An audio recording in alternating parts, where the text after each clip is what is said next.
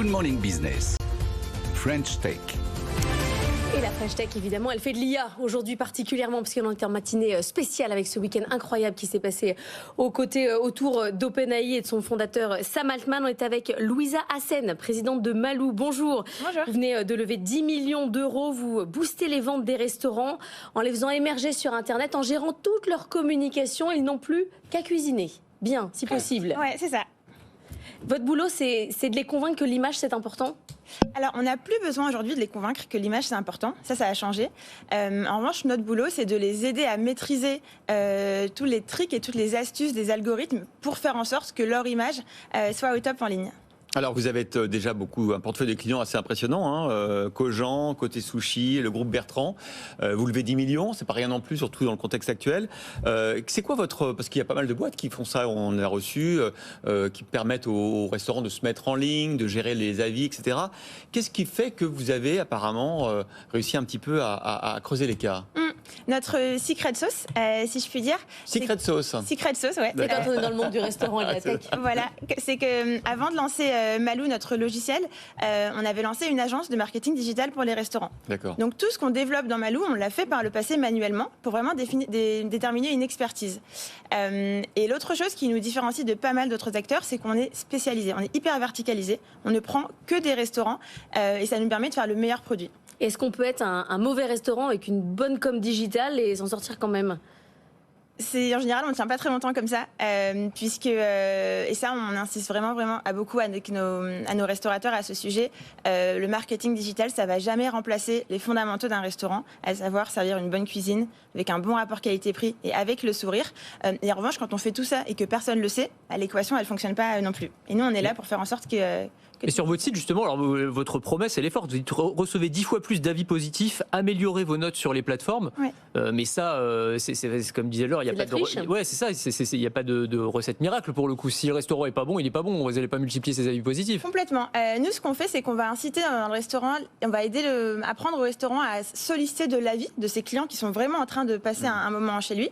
Et une fois qu'on sollicite l'avis, on va centraliser les avis sur absolument toutes les plateformes, référencement, réseaux sociaux, réputation. Et on a des algorithmes d'analyse sémantique qui vont aider le restaurateur à comprendre au jour le jour qu'est-ce qui marche très bien et qu'est-ce qui marche un peu moins bien.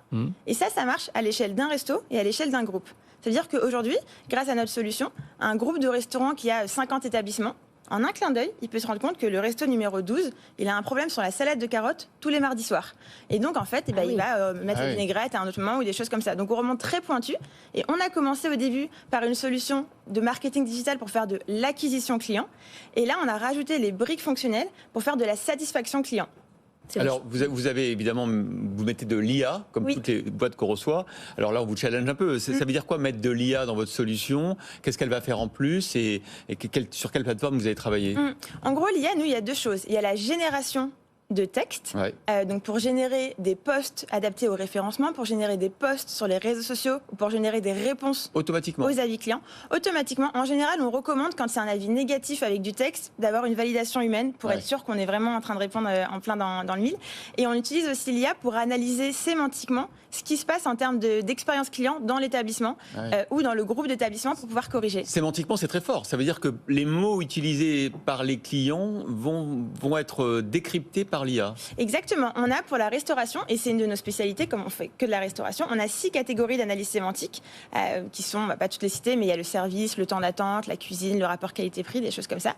Et pour chaque expression d'un sentiment client, pour chaque avis client, on est capable de dire qu'il va faire référence à telle catégorie d'analyse sémantique et que le sentiment émis, il est positif ou il est négatif. Et on remonte même sur les verbatims qui reviennent chez le client. C'est vachement précis et vachement précieux. Est-ce que je suis un restaurateur, j'ai un restaurant, ça marche, ou c'est vraiment que pour les chaînes ? Parce que là, dans vos clients, c'est plutôt des groupes. On a mis ce qui était connu dans le communiqué de presse. Le gros de nos clients, c'est plutôt des indépendants. Historiquement, on a commencé vraiment en aidant des indépendants.